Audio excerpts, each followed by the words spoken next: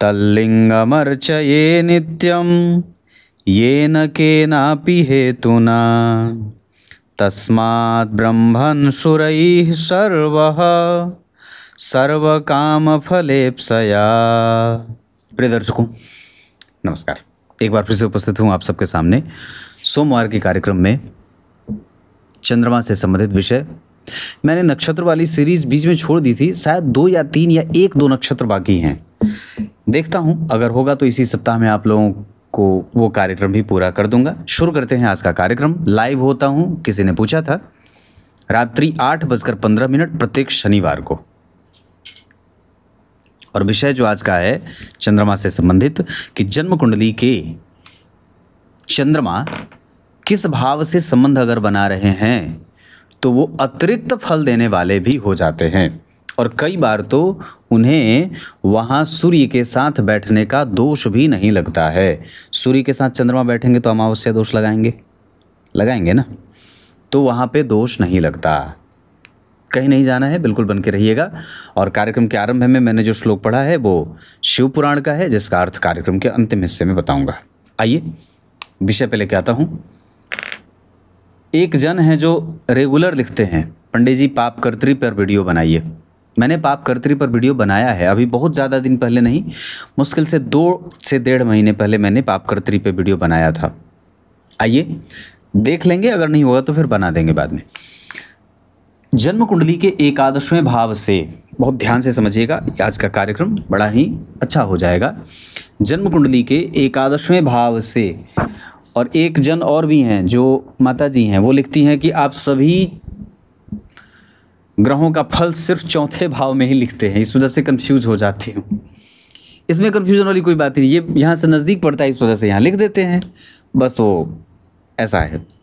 तो जन्म कुंडली के 11वें भाव में जब कभी भी चंद्रमा बैठे हों, या जन्म कुंडली के 11वें भाव से जब कभी भी चंद्रमा का संबंध बन जाए तो वो बहुत ही अच्छा होता है।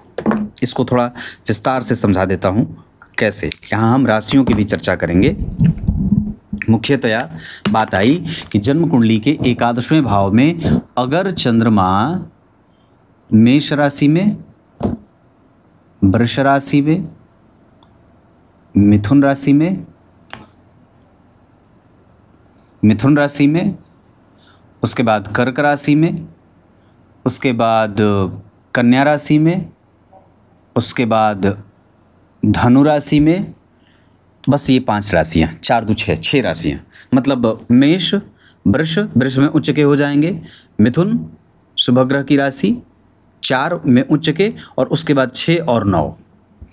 अगर इन राशियों में चंद्रमा बैठे हों 11वें भाव में, अगर ये चंद्रमा हैं, सबसे पहले ये आपको समझ लेना होगा, ये पहला भाव है, ये दूसरा है, ये तीसरा है, ये चौथा है, ये 5वां है, ये 6ठा है, ये 7वां, 8वां, 9वां, 10वां, 11वां, 12वां।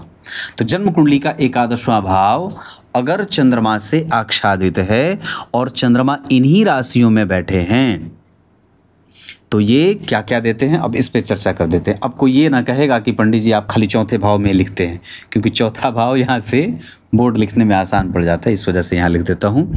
तो क्या क्या देते हैं, तो सबसे पहले अंतःपुर में महिला नौकर की संख्या ज़्यादा होती है, महिला नौकरों की संख्या ज़्यादा होती है ना। अगर 11वें भाव में चंद्रमा इन राशियों में बैठे हैं तो उसका दूसरा फल क्या होगा कि उसके घर में हीरे जवाहरात खूब होंगे, या ये कह सकते हैं कि सोने का कलश भी प्राप्त होता है। रैंडम एक्सिस तो नहीं, पर चूंकि अष्टम स्थान से 4था भाव है ये, इस वजह से काफ़ी हद तक अगर 11वें भाव का संबंध अष्टम भाव से 11वें भाव में होता हो, जैसे मान लीजिए यहाँ पे 4 नंबर की राशि बन गई या 6 नंबर की राशि बन गई, कोई भी 1 से लेकर के 12 तक, नहीं तो आप कंफ्यूज हो जाएंगे फिर से। 1 से लेकर के 12 तक में कोई भी राशि बन गई और इस भाव के स्वामी 11वें भाव में चंद्रमा के ही साथ बैठ जाते हैं, तो ये फिर क्या देंगे कि व्यक्ति को गड़ा हुआ धन दे देते हैं। क्या दे देते हैं? गड़ा हुआ धन दे देते हैं। कौन दे देते हैं? चंद्रमा। अगर यहाँ चंद्रमा बैठे हैं तो किसके साथ? अष्टम भाव के स्वामी एकादशवें में चंद्रमा के साथ बैठे हों तो क्या मिलेगा? गड़ा हुआ धन मिलता है। गड़ा हुआ धन को आप ऐसे भी समझ सकते हैं कि कई बार व्यक्ति को लॉटरी लग जाए या आसानी से उसको बहुत सारी संपत्ति प्राप्त हो जाती है। जैसे अचानक से कैसे? आपकी आपकी ज़मीन सड़क के किनारे है और वो सड़क में चली गई, हाईवे बन रहा था, एक ही बार में 2 करोड़ 3 करोड़ 5 करोड़ मिल गया, बड़ी खासी ज़मीन थी। या बाजार रेट से ज़्यादा पे आपको कोई लेने के लिए आपकी ज़मीन तैयार हो गया, है ना। उसके बाद आपके पूर्वज पूर्व में कोई ज़मीन खरीद करके छोड़ गए थे, आपको पता नहीं था, कोई आया बताया देखो भाई तुम्हारे नाम पे तुम्हारे पिताजी या तुम्हारे दादाजी ने ज़मीन खरीदी थी और ये तो आज इतने कीमत की है। तो ये इस तरीके की चीज़ें जन्म कुंडली में ऐसा बनता है। कब बनता है? आपको समझ में आ गया। उसके बाद जन्म कुंडली के एकादशवें भाव में अगर चंद्रमा का संबंध बन जाए तो व्यक्ति संततियों वाला होता है, संतान सुख बढ़िया मिलता है। क्या मिलता है? संतान का सुख अच्छा मिलता है। अब इसके बाद और भी चीज़ें हैं जो मैं आपको समझाना चाहता हूँ कि जन्म कुंडली के एकादशवें भाव में चंद्रमा अगर बैठे हैं तो ये आपकी इच्छा पूर्ति के महान ग्रह हो जाते हैं। इच्छा पूर्ति बढ़िया हो जाती है। अब यहाँ पे लिखने में दूर पड़ता है ना, इसी वजह से यहाँ पे लिख देता हूँ। तो इच्छा पूर्ति बड़ी अच्छे तरीके से हो जाती है। वो पूछते हैं कि क्या चाहिए, बोलो मैं वही दूंगा। जैसे प्रहलाद को भगवान ने कहा था क्या चाहिए बताओ। भगवान ने कहा विभूति योग के वर्णन में 10वें अध्याय में क्या कहा? दैत्यों में प्रहलाद हूँ, है ना। तो वृक्षों में पीपल हूँ, काम वासना की तृप्ति में कामदेव हूँ मैं, और पूजा पाठ यज्ञ में जप यज्ञ हूँ। जप करना यज्ञ के बराबर है। इतना सारा मिल गया। तो उसके बाद अब और भी चीज़ें जो हैं जो एकादशवें भाव के चंद्रमा पे अगर बनते हैं तो कि अगर एकादशवें भाव के चंद्रमा बैठे हैं तो आपके जीवन में क्या कुछ नहीं देंगे, तो यहाँ पे सारा मैंने लिख दिया। अब एक पक्ष और भी कहता है कि अगर एकादशवें भाव में चंद्रमा और सूर्य दोनों बैठे हैं तो आप ये बात काफ़ी हद तक स्वीकार कर लीजिए कि यहाँ आपको अमावस्या दोष नहीं लगेगा। जैसे सूर्य और चंद्रमा जब एक साथ बैठते हैं तो कुछ खास अंश पे जाते हैं तो अमावस्या दोष लग जाता है, चंद्रमा पूरे तरीके से ढक जाते हैं। और शास्त्र में क्या बात आई कि प्रत्येक अमावस्या को सूर्य ग्रहण होता है। प्रत्येक अमावस्या को ब्रह्मांड के किसी न किसी कोने पे भाई तो लगेगी, वो हमें दिखाई नहीं दे रहा है, पर आकाश के किसी एक क्षेत्र में, ब्रह्मांड के किसी एक कोने में सूर्य चंद्रमा का अमावस्या दोष तो लगता ही होगा।